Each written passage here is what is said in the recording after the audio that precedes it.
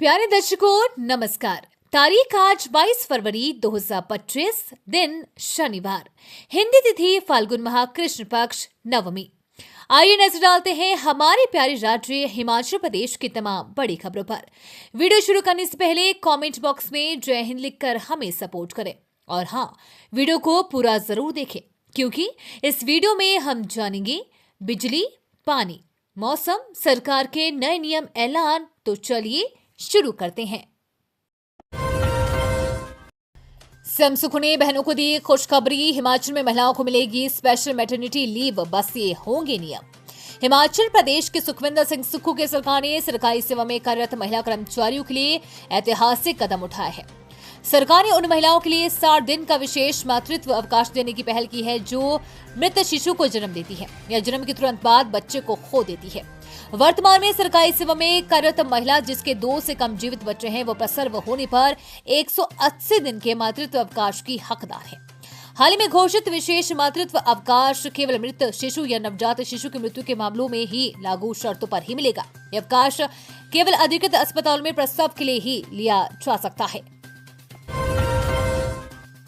राजस्व कर्मियों की मांग खारिज, हर हाल में लागू होगा राज्य कैडर, मंत्री बोले हित में फैसला। राजस्व कर्मियों पर अनिवार्य रूप से राज्य कैडर लागू होगा। प्रदेश सरकार ने राजस्व कर्मियों की जिला कैडर बहाल रखने की मांग खारिज कर दी है। राजस्व मंत्री जगत सिंह नेगी ने 2 टूक कहा कि प्रदेश के लोगों और राजस्व कर्मियों के हितों को ध्यान में रखकर ही राज्य कैडर में शामिल करने का फैसला लिया गया है। राजस्व कर्मी राज्य कैडर का विरोध कर रहे हैं और कई बार सरकार को इसे लेकर मांग पत्र सौंप चुके हैं। बीते 7 जुलाई में मंत्रिमंडल की बैठक में राजस्व कर्मियों को राज्य कैडर में शामिल करने के फैसले के बाद राजस्व कर्मियों ने सरकार को अतिरिक्त कार्यभार छोड़कर पटवार खानों और कानूनगो ऑफिस में ताला लगाकर चाबियां सरकार को सौंपने की चेतावनी दे दी थी। इसके बाद विरोध स्वरूप ऑनलाइन काम बंद कर दिया। पटवारी एवं कानूनगो महासंघ ने सरकार से लंबित मांगे पूरी करने की मांग उठाई थी। सरकार से टेक्निकल स्केल 4 पटवारियों पर एक कानूनगो पदोन्नति का समय निर्धारित करने और आर्थिक लाभ जारी करने की मांग उठाई थी। जलवायु परिवर्तन पर बनेगी रिपोर्ट, मुख्य सचिव बोले अध्ययन करवाने वाला देश का पहला राज्य होगा हिमाचल। मुख्य सचिव प्रबोध सक्सेना ने पर्यावरण विज्ञान प्रौद्योगिकी एवं जलवायु परिवर्तन विभाग द्वारा संयुक्त राष्ट्र विकास कार्यक्रम यानी कि यूएनडीपी के सहयोग से राज्य मानव विकास की रिपोर्ट तैयार करने के लिए विषयगत कार्य समूह की ओरिएंटेशन कार्यशाला की अध्यक्षता की। उन्होंने कहा कि हिमाचल प्रदेश इस प्रकार का अध्ययन करवाने वाला देश का पहला राज्य होगा। प्रबोध सक्सेना ने कहा कि विषयगत कार्य समूह अपने अपने क्षेत्रों के विशेषज्ञ हैं और संबंधित क्षेत्रों पर जलवायु परिवर्तन के प्रभावों की गहन जानकारी रखते हैं। उन्होंने समावेशी क्षेत्रीय अध्ययन और सामुदायिक भागीदारी पर बल दिया ताकि निर्णय लेने की प्रक्रिया में स्थानीय लोगों की भागीदारी भी सुनिश्चित की जा सके। इस अध्ययन का मुख्य उद्देश्य केवल रिपोर्ट तैयार करना ही नहीं बल्कि मौजूदा जलवायु डेटा, सामाजिक आर्थिक सर्वेक्षण तथा स्थानीय जानकारी का उपयोग करना है ताकि हिमाचल प्रदेश के विभिन्न क्षेत्रों में जलवायु परिवर्तन के प्रभावों का सही आकलन किया जा सके। हिमाचल सरकार का लैंड सीलिंग एक्ट में बदलाव, जानिए क्या है खास। हिमाचल में बेटी के नाम जमीन के अतिरिक्त यूनिट रखी जा सकेगी, यानी हर परिवार 150 बीघा से अधिक बेटी के नाम और 150 बीघा रख सकेगा। हिमाचल सरकार ने इसके लिए लैंड सीलिंग एक्ट में संशोधन किया है। ये संशोधन हिमाचल में प्रभावी हो गया है। वर्तमान सुखविंदर सिंह सुक्खू सरकार ने वर्ष 2023 में लैंड सीलिंग एक्ट में बदलाव करने के लिए विधानसभा से विधेयक पारित किया था। इसे राष्ट्रपति की मंजूरी के लिए भारत सरकार को भेजा गया था। राष्ट्रपति ने भी इसे पब्लिक इंटरेस्ट में मानते हुए मंजूरी दे दी है। इस संशोधन के तहत लैंड सीलिंग एक्ट की धारा 3, 4 और 5 में बदलाव किया गया है। हालांकि ये कानून पिछली तारीख से लागू नहीं होगा, लेकिन 11 फरवरी 2025 के बाद हिमाचल में रहने वाला कोई भी परिवार बेटी के नाम पर भी अतिरिक्त 150 बीघा जमीन खरीद सकेगा। एचआरटीसी चालक परिचालक यूनियन का प्रदर्शन प्रबंधन व सरकार को दिया अल्टीमेटम। एचआरटीसी प्रबंधन की ओर से 65 माह के नाइट ओवर टाइम सहित अन्य वित्तीय लाभों की अदायगी न करने को लेकर अब एचआरटीसी चालक व परिचालक यूनियन ने निगम प्रबंधन व सरकार के खिलाफ मोर्चा खोल दिया है। शुक्रवार को एचआरटीसी ड्राइवर व कंडक्टर यूनियन ने मिलकर पुराना बस स्टैंड स्थित एचआरटीसी मुख्यालय के बाहर धरना प्रदर्शन किया और प्रबंधन के खिलाफ नारेबाजी की। वहीं इस दौरान ड्राइवर यूनियन व कंडक्टर यूनियन ने निगम प्रबंधन को चेतावनी व 15 दिनों का अल्टीमेटम जारी किया। अल्टीमेटम जारी करते हुए ड्राइवर यूनियन के प्रधान मान सिंह ठाकुर ने कहा कि निगम प्रबंधन व सरकार चालक परिचालकों के वित्तीय लाभों को देने को लेकर सिर्फ घोषणा कर रही है, लेकिन वित्तीय लाभों की अदायगी नहीं कर रही है। शिक्षकों को पहली से 5वीं कक्षा तक के छात्रों को इंग्लिश मीडियम में पढ़ाना होगा अनिवार्य। शिक्षकों को पहली से 5वीं कक्षा तक के छात्रों को इंग्लिश मीडियम में ही पढ़ाना होगा, इसमें कोई बदलाव नहीं किया जाएगा। शिक्षा मंत्री रोहित ठाकुर ने कहा कि प्राइवेट स्कूलों और सरकारी स्कूलों के बीच के अंतर को समाप्त करने के लिए सरकार ने 5वीं कक्षा तक इंग्लिश मीडियम शुरू किया है, ताकि लोग अपने बच्चों को प्राइवेट स्कूलों की बजाय सरकारी स्कूलों में पढ़ाएं। इससे सरकारी स्कूलों में एनरोलमेंट भी बढ़ेगी। इसको देखते हुए सरकार ने 5वीं कक्षा तक इंग्लिश मीडियम शुरू किया है। ऐसे में अब इस व्यवस्था में कोई बदलाव नहीं होगा। शिक्षकों को बच्चों को इंग्लिश मीडियम में ही पढ़ाना होगा। शिक्षा मंत्री ने कहा कि स्कूल में पहली और दूसरी कक्षा के बच्चे पहले से ही इंग्लिश मीडियम पढ़ रहे हैं। इस बार तीसरी, चौथी और 5वीं कक्षा तक के बच्चों को भी इंग्लिश मीडियम में पढ़ाया जाएगा।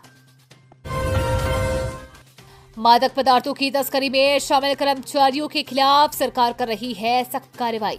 मुख्यमंत्री सुखविंदर सिंह सुक्खू के नेतृत्व में राज्य सरकार ने सख्त कानून लागू कर समन्वित कार्रवाई और जन सहभागिता के माध्यम से मादक पदार्थों के दुरुपयोग और तस्करी से निपटने के अपने प्रयासों को तेज कर दिया है। प्रदेश सरकार के एक प्रवक्ता ने आज यहां बताया कि पुलिस विभाग ने विभिन्न प्रवर्तन एजेंसियों के सहयोग से मादक पदार्थों के नेटवर्क को सफलतापूर्वक ध्वस्त किया है। अवैध संपत्तियों को जब्त किया गया है और स्वापक औषधि और मरह प्रभावी पदार्थ अधिनियम, एनडीपीएस एक्ट और narcotic drugs and psychotropic substance यानी कि पीआईटी एनडीपीएस अधिनियम 1988 के अंतर्गत अपराधियों के खिलाफ सख्त कानूनी कार्रवाई की गई है। किन्नौर और लाहौल में स्थापित होंगे Doppler weather radar station, ham radio का मिलेगा प्रशिक्षण। मुख्य सचिव प्रबोध सक्सेना की अध्यक्षता में शुक्रवार को आपदा प्रबंधन प्राधिकरण की राज्य कार्यकारी समिति की बैठक आयोजित हुई। बैठक में आपदा के दौरान संचार के लिए इस्तेमाल होने वाले हेम रेडियो के बारे में विस्तार से जानकारी दी गई। आपदा के दौरान हेम रेडियो से स्थानीय स्तर पर संचार नेटवर्क स्थापित किया जा सकता है। बैठक में बताया गया कि प्रदेश में अब तक 88 कर्मचारियों को हेम रेडियो का प्रशिक्षण दिया जा चुका है। प्रशिक्षण के बाद कर्मचारियों के कौशल ज्ञान को परखने के लिए परीक्षा का आयोजन भी किया जा रहा है। बैठक में यह निर्णय लिया गया कि अग्निशमन व एसडीआरएफ के कर्मचारियों को भी हेम रेडियो का प्रशिक्षण दिया जाएगा। पोस्ट कोड 980 का नतीजा जल्द होगा घोषित, दस्तावेज जमा कराने के लिए 7 दिन का समय। हिमाचल प्रदेश राज्य चयन आयोग ने ड्राइंग मास्टर पोस्ट कोड 980 के अभ्यर्थियों के दस्तावेजों के मूल्यांकन की प्रक्रिया शुरू कर दी है। पोस्ट कोड के तहत जिन अभ्यर्थियों की ओर से कर्मचारी चयन आयोग के भंग होने की वजह से दस्तावेज मुहैया नहीं करवाए जा सके थे, उन्हें 1 सप्ताह के भीतर दस्तावेज उपलब्ध करवाने का समय दिया गया है। कैबिनेट बैठक में भंग हो चुके कर्मचारी चयन आयोग के समय में हुई भर्तियों का परीक्षा परिणाम घोषित करने का निर्णय बीते दिनों लिया गया है। इस निर्णय के तहत ही पोस्ट कोड 980 के तहत 314 पदों के परीक्षा परिणाम को घोषित करने की प्रक्रिया आयोग की ओर से शुरू कर दी गई है। भंग आयोग के दौर में सितंबर और दिसंबर 2022 में इस पोस्ट कोड के तहत दस्तावेजों के मूल्यांकन के दौरान अभ्यर्थियों को 7 दिन के भीतर जरूरी दस्तावेजों को प्रस्तुत करने का समय दिया गया है। ये तो हद हो गई, कोचला पुल पर खुल गए चलती एचआरटीसी बस के टायर।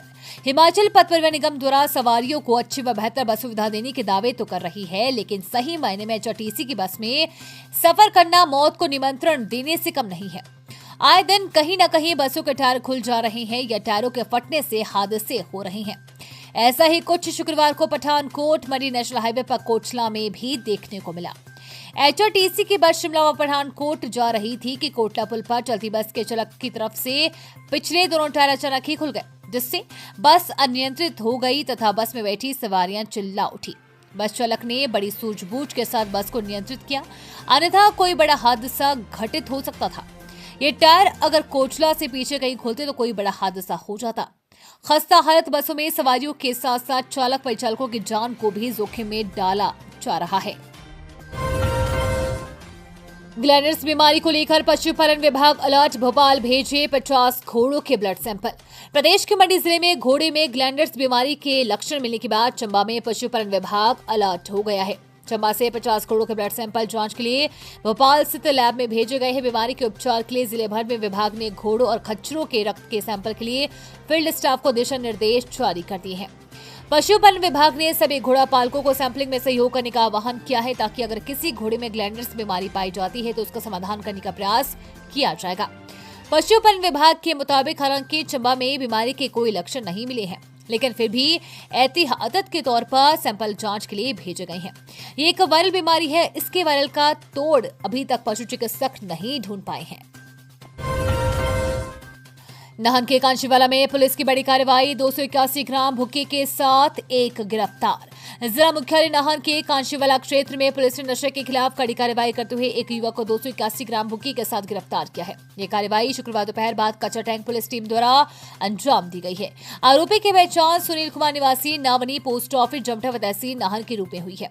पुलिस के अनुसार सुनील कुमार संदिग्ध अवस्था में पैदल जा रहा था कि तभी पुलिस टीम ने उसे रोका और तलाशी ली। तलाशी के दौरान उसके कब्जे से 281 ग्राम भुक्की बरामद की गई है। इस पर तुरंत कार्रवाई करते हुए पुलिस ने उसे मौके पर ही गिरफ्तार कर लिया। दर्दनाक हादसा, 40 वर्षीय कलराम को ऐसे मिली खौफनाक मौत। डलहौजी क्षेत्र की ग्राम पंचायत बेसंका में लेंटर से गिरकर एक युवक की मौत हो गई है। मृतक की पहचान कलराम पुत्र निकुराम निवासी गांव बेंस का ग्राम पंचायत ओसर डाकघर बाथरी तहसील डलहौजी जिला चंबा के रूप में हुई है। बताया जा रहा है कि कलराम लेंटर पर काम कर रहा था कि अचानक उसका पैर फिसला, जिससे वो नीचे गिर गया। परिजन कलराम को उपचार के लिए बाथरी लाए, जहां डॉक्टरों द्वारा उसे मृत घोषित कर दिया।